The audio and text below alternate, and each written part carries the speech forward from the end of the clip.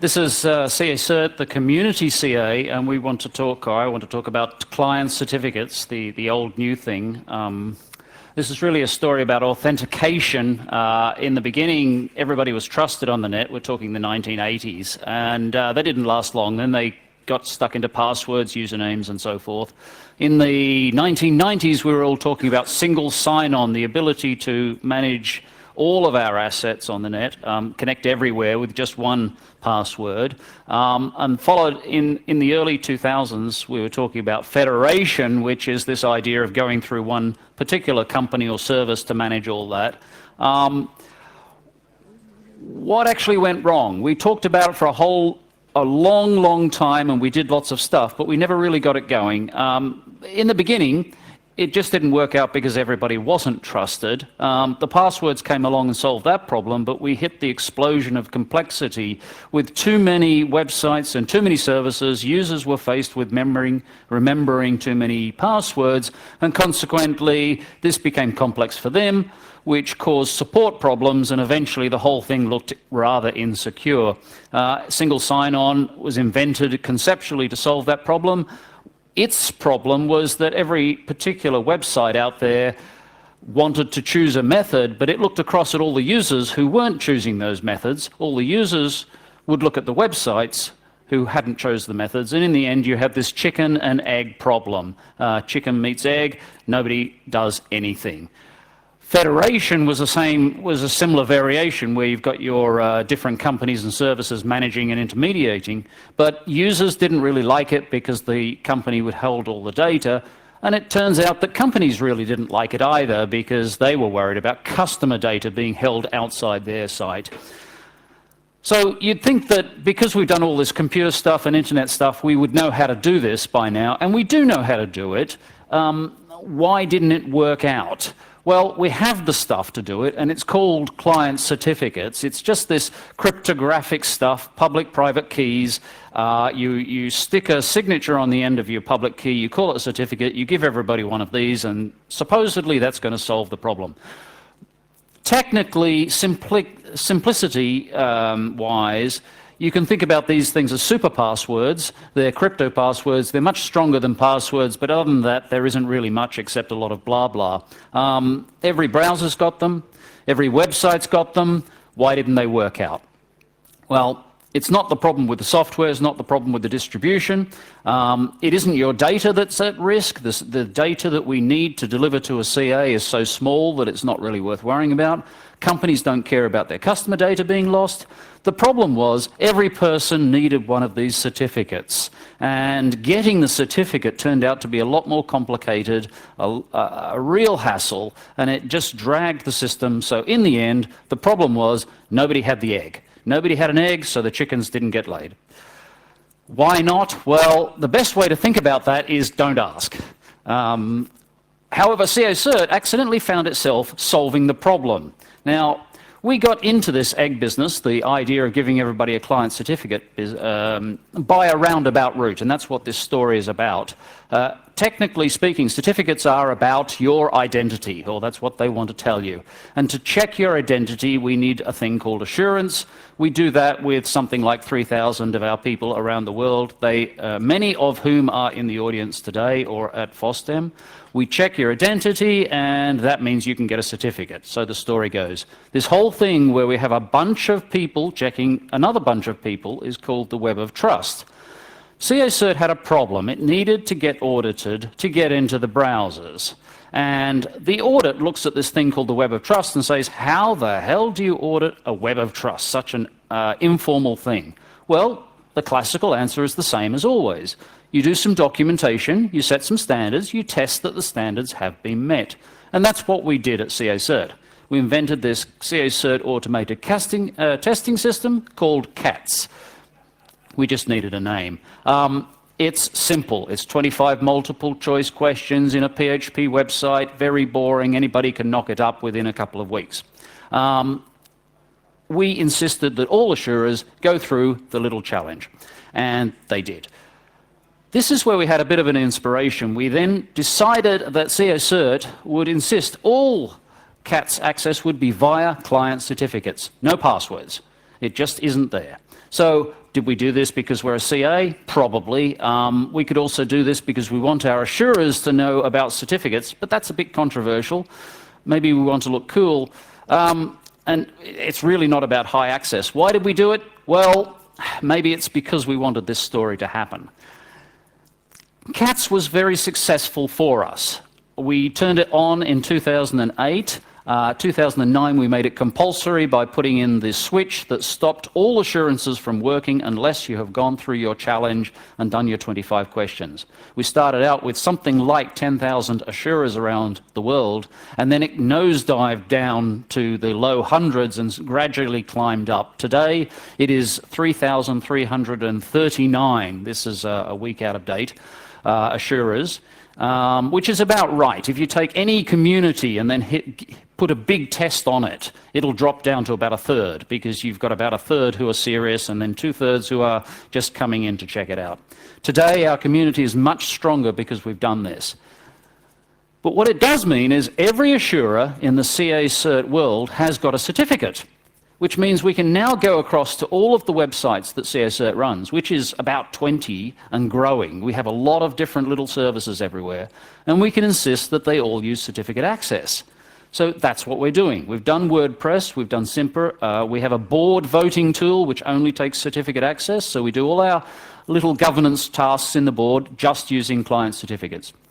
It's now standard practice for all of our system administrators, of whom we've got about 30 in different areas, to put all their software into client certificate mode, because we know we've all got the client certificates. Let's talk about the blog. This is just one example of how successful it was for us. With the blog, we've now got the situation where you don't need to control the account. There is no administrative step required. You just get your client certificate, go there, and start writing your article. It's a public blog, but we don't care about spammers, because spammers don't have client certificates. We just let you all come in. If you've got the client certificate, you're in. Which means our administrator is not hassling with lost accounts and lost passwords and people phoning up in the middle of the night saying, I must have a password now because I've got to get my blog article out. The administrator is now doing other things, and the users are now getting more articles written. It worked for us, but there are some problems, and we're getting the experience of how to navigate this minefield. It's the first problem, the gotcha, is Firefox isn't good at multiple certificates. And of course, our assurers muck around with certificates quite a bit. With Firefox, if you use a certificate at one site and then want to use a different certificate at another site, it gets a bit confused. The bottom line is we're waiting for Firefox developers to do whitelisting such that the user can manage different certificates for different websites. It's unfortunate, but we just have to wait. The second gotcha is the crazy interaction between the server and the browser. What happens is the server will drop the connection because it doesn't like the certificate. But instead of giving some detailed information across to the browser, what it'll do is send back a protocol error. The protocol error is then given to the user via the browser, and of course the user has no clue what's going on. The user then says, well, basically this doesn't work, and goes off somewhere else. This is going to keep going on because the problem is that the browsers and the servers, the browser developers and the server developers don't communicate very well together, and they both point at the other guy to say, this is where the problem is, we're doing the right thing. Well, it'll get fixed when more people are using client certificates and more pressure goes on these guys to sit down and work out the differences. How do we do this? It's now getting to the point where we can see the strategies. The first strategy is simply that we set up client certificates alongside passwords, allow both of them to go in. This is the sort of obvious thing that people do, but it's not really a good idea because it's a bit too much like the problem with HTTP versus HTTPS. You end up with phishing because there's a gap between them, and there's no difference for the user, so the user doesn't know what's going on. You're better off going to the second strategy, which is to use client certificates only and forget about passwords completely. Only SSL, only certificates, always certificates. And then you've got a choice. You can do your processing of the certificate inside Apache because it does have the facility to look at the certificate and do some parsing of it and give you some control.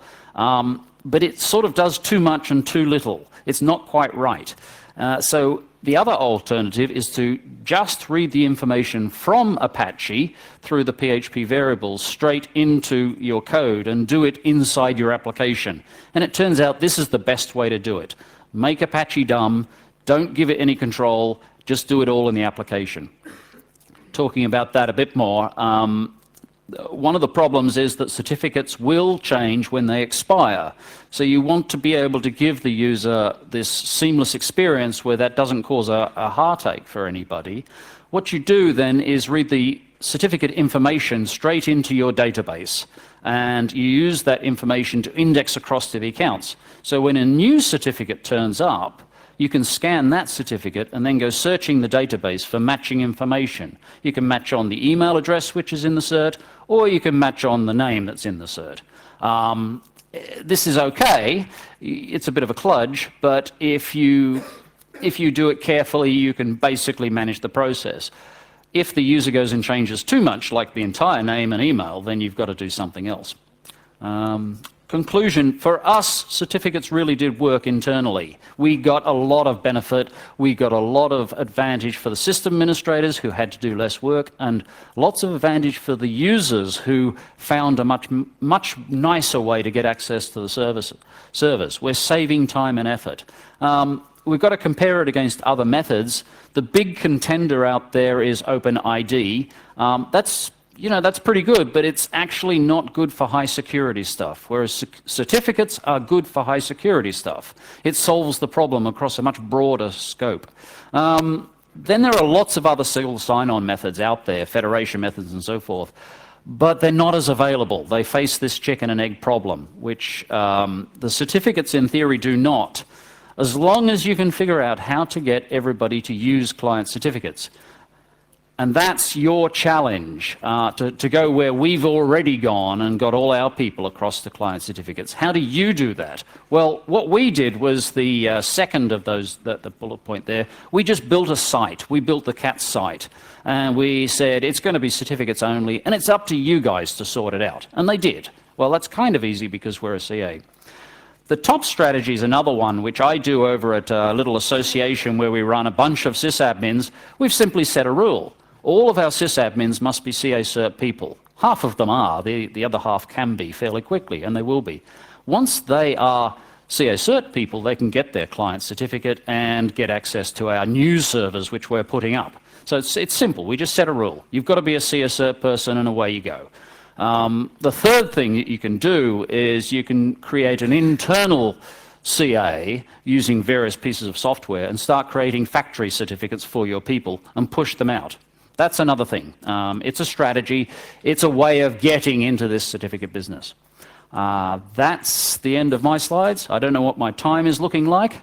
I guess it's time for questions.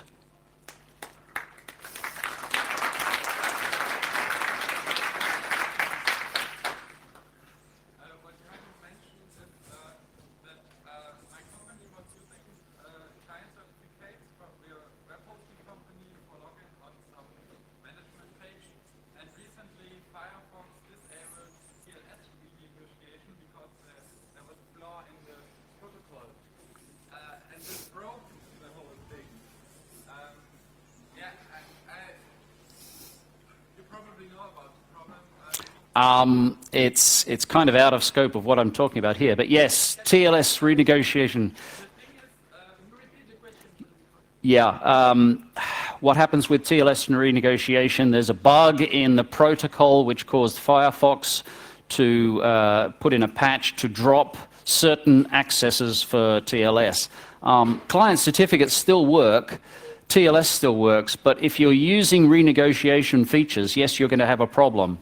And this is one of those things, going back to, hold on.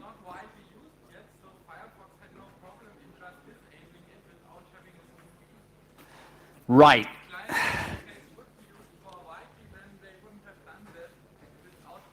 Yeah. The problem that occurs is when you are using Apache to do your processing and you're just essentially following Apache's rules and setting up multiple directories which cause the triggering of renegotiation. If you just use straightforward connections and don't do any trickery in Apache, I gather, I'm told, there is no problem. So you don't need a renegotiation. You're probably using .htaccess files in lots of different directories, and that's where you get into trouble. So hence, this is why I recommend that the Apache should be turned to dumb, and the application should do all the processing, because the application can be patched far more easily than the SSL protocol. But this is a very complicated area, and I can't possibly answer that in one question. Anybody else? I'm afraid that it's gone. the end of the time.